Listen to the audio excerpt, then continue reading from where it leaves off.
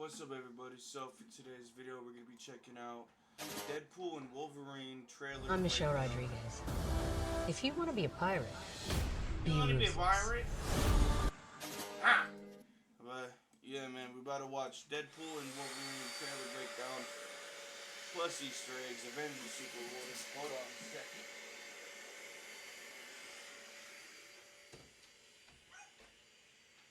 Okay, let's get on with this video. Ready? 3, 2, 1, boom.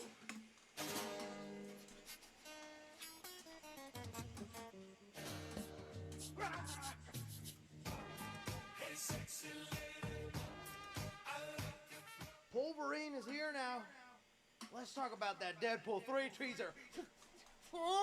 My movie peeps, we finally have the trailer for Deadpool and Wolverine. That's the official title. No Deadpool and Friends here, thank goodness. And man, we have been waiting to see this thing for a long time. And even then, they held back that sweet Wolverine tang from us. But even with that said, it was still a really juicy, fun trailer for us to speculate and geek over about. And that's exactly what I'm going to do here for you guys. I'm going to go through every inch of this trailer and give you details and Easter eggs you might have missed, along with the basic idea of what this movie's going for, because I do see some people pretty confused with this movie. And well, I'm here to help you out, but at the same time, I want to hear from you guys. What did you think about this first teaser trailer for Deadpool 3? I think us just knowing Wolverine as part of the movie is good enough. Why not save all the juicy Wolverine scenes for the movie itself? I'm totally fine if the entire marketing is them just teasing Wolverine. But also be sure to subscribe and hit that like button to show your excitement for this trailer.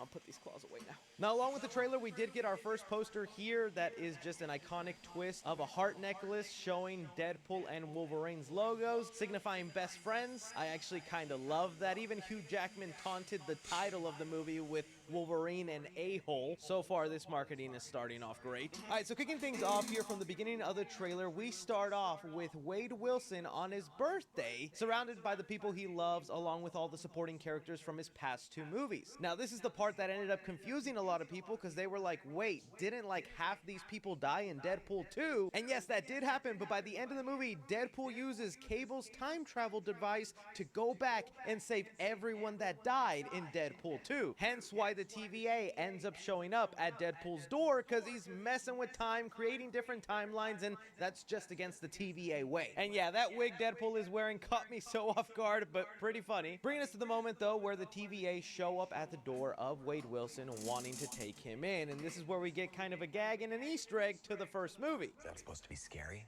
Pegging isn't new for me, friendo, but it is for Disney.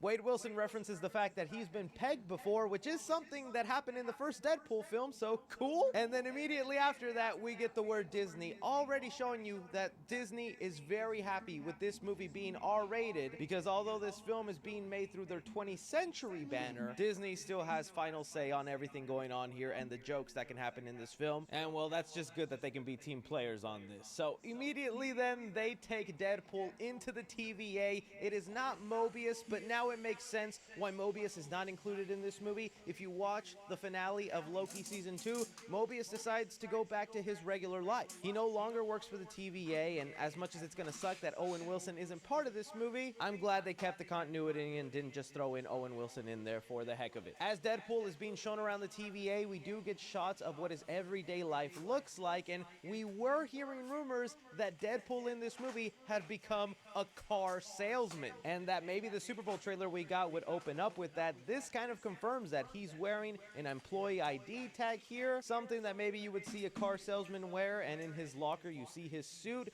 I'm guessing here Wade Wilson has given up the crime fighting life because he saw how it almost cost him all his friends and the love of his life, Vanessa, so to keep them safe and out of harm's way, he's no longer putting on the suit. But you can tell he misses it. He wants to be in action and fighting again, and I think that's kind of a cool story arc for Deadpool to go through. This is then where Deadpool is finally being introduced into the MCU. The TVA inform him that there's a universe out there in danger and they could use his help, showing off clips from Avengers Age of Ultron, Thor Ragnarok, and Captain America Winter Soldier. I cannot wait to hear the little fourth wall breaking jokes Deadpool is going to make about the MCU and him finally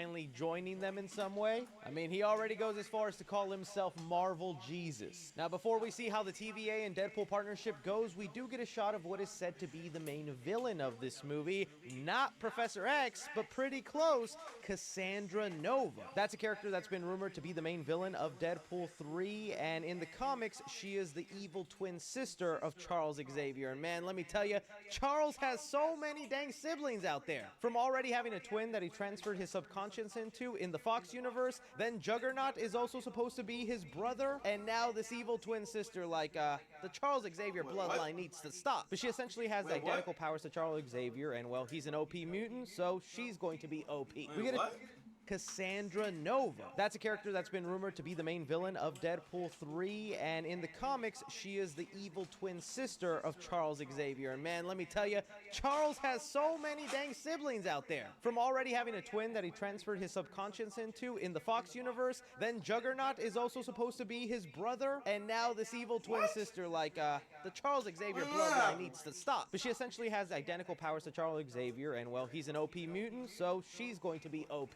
We get a shot of Deadpool being thrown into what looks like the mouth of a dinosaur at one point, leading into a secret gambling ring where it looks like we get the back of Wolverine, and he's in a comic-accurate white suit. In the comics, Wolverine does wear this white suit with an eye patch. It looks like maybe that's what they could be going for here, but knowing the Deadpool world, this could be a very obvious setup joke of where it looks like Wolverine, and then when they touch him, it's like, oh, it's some other guy with Wolverine hair. Absolutely loving the suit-up scene that Wade Wilson gets in the TVA, where they supply him with everything he needs and his brand new suit that is looking shiny, nice, bright red. Smack that booty again, Deadpool.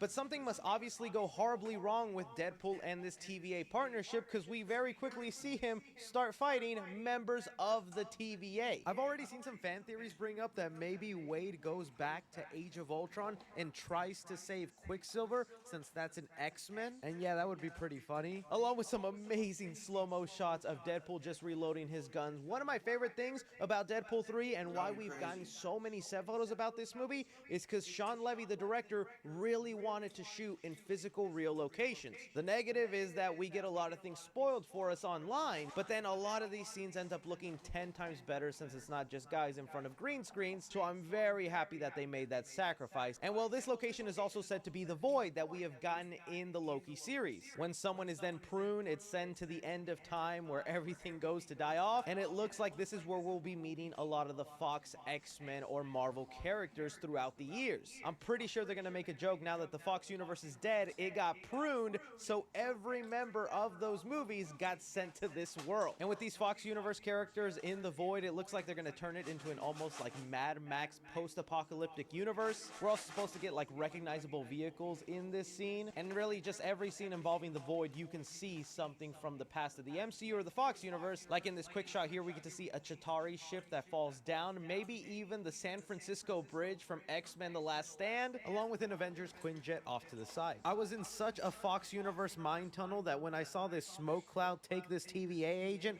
I thought it was the Fox universe of Galactus from the second Fantastic Four movie, but then I remembered they're in the void and it's most likely Eliath, the smoke monster that's the guardian of the void from the Loki series. Now, a lot of people went crazy online thinking that the person standing on this tank is Doctor Doom. They feel the mask is Doctor Doom-ish. Now, while that could be a possibility, I'm thinking that's just a regular gas mask. I'm not getting much Doctor Doom vibes here, but there is another giant Doctor Doom Easter egg in this trailer that we'll get to in a sec. One quick cameo that gets revealed in this trailer is the return of Pyro. This was an X-Men from the early Fox movies. He was actually an X-Men that I thought got a cool arc in the series because he went from being part of the school to then joining the evil side. I guess this was the one cameo of Fox characters they're like, yeah, this will be good enough to tease other ones, but not enough to spoil the really big ones in here. Like, I'm hoping for James Marsden Cyclops in that 90s classic Cyclops suit. That's then where the trailer leaves us off with a shot of Deadpool being thrown across a brick wall, where off to the side we get probably the biggest Easter egg of this entire trailer,